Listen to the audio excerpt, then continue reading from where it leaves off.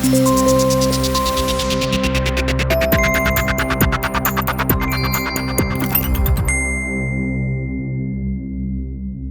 report in a tabloid newspaper announcing that Lord Cullen was not to propose a ban on handguns caused major ructions in Whitehall, with ministers decrying it as misleading, mischievous and scurrilous. It turned out also to be wrong.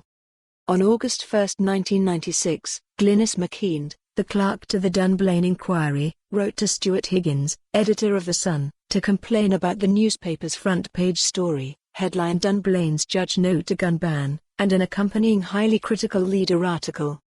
She made clear Lord Cullen had not yet reached conclusions to his recommendations, let alone committed them to writing or communicated them to anyone else.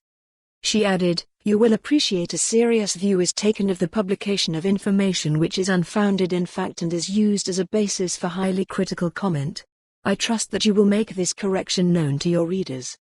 Lord Mackay, the Lord Advocate, in a letter to Michael Howard, the Home Secretary, described the Sun article as misleading and positively mischievous. He explained, "Lord Cullen contacted me this morning and is extremely annoyed about what the newspaper has printed. Lord Cullen is arranging for a letter to be sent to the editor of The Sun, confirming that he has not reached any decisions." Lord Mackay said he had no reason to believe the remarks attributed to a so-called insider were actually made, but insisted no official or special advisor should say anything to the press that could be misinterpreted or to suggest there was a private line between Lord Cullen and the government. He explained, "Any speculation about what Lord Cullen might ultimately recommend is wholly inappropriate and should be avoided.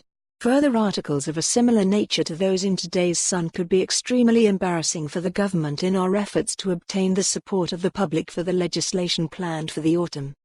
In response, David McLean, the Home Office Minister, hit out at the scurrilous article and leader in The Sun.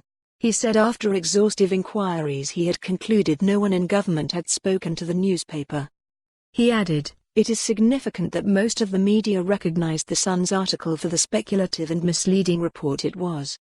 6 weeks later, the Cullen report made 23 recommendations to tighten rules on gun ownership and monitor those who worked with children. It proposed a ban on all handguns, save .22 caliber target pistols, leaving Britain with some of the strongest laws on private ownership of guns. In February 1997, the Conservative government's proposals became law, but after Labour came to power in May of that year it brought in an amendment to ban all handguns, which became law 6 months later. For more on this story, visit the news article link.